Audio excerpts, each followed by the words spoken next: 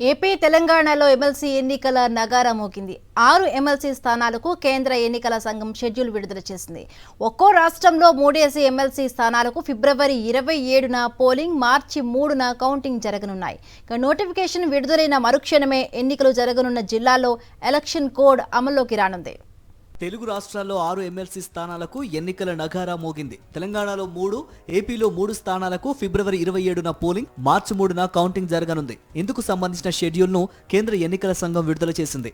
ఫిబ్రవరి 3న notification జారీ కానుండగా 10వ తేదీ వరకు నామినేషన్ల దాఖలుకు అవకాశం కల్పించారు.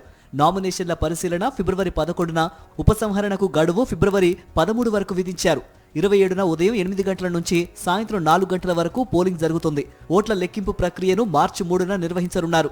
తెలంగాణలో ఉమ్మడి మెదక్, నిజామాబాద్, ఆదిలాబాద్, కరీంనగర్ జిల్లాలకు సంబంధించి పట్టభద్రుడు, ఉపాధ్యాయ స్థానాలకు, అలాగే వరంగల్, ఖమ్మం, నల్గొండ జిల్లాలకు సంబంధించి ఉపాధ్యాయ స్థానానికి ఎన్నికలు జరుగుతాయి. ప్రస్తుతం ఈ స్థానాలకు టి జీవన్ రెడ్డి, కూర రఘోత్తం రెడ్డి, అలుగుబెల్లి నర్సిరెడ్డి ఎమ్మెల్సీలుగా ఉన్నారు. అలాగే ఏపీలోని తూర్పు గోదావరి, పశ్చిమ గోదావరి జిల్లాలు, కృష్ణా, గుంటూరు జిల్లాలకు సంబంధించిన పట్టభద్రుల స్థానాలకు శ్రీకాకుళం, విజయనగరం, విశాఖపట్నం జిల్లాలకు సంబంధించి ఉపాధ్యాయ స్థానానికి ఎన్నికలు జరుగుతాయి.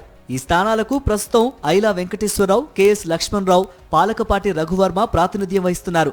నోటిఫికేషన్ విడుదలైన తక్షణమే ఎన్నికలు జరగనున్న జిల్లాల్లో ఎలక్షన్ కోడ్ అమల్లోకి వస్తుంది.